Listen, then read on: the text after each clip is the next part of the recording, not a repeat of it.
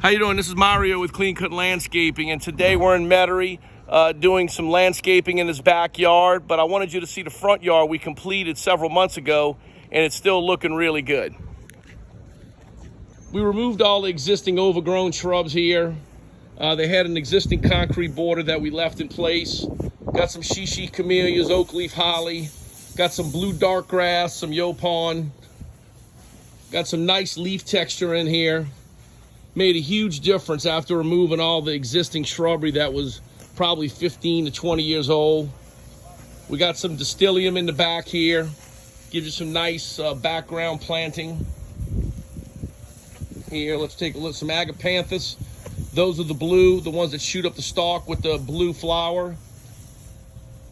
Got a nice side profile.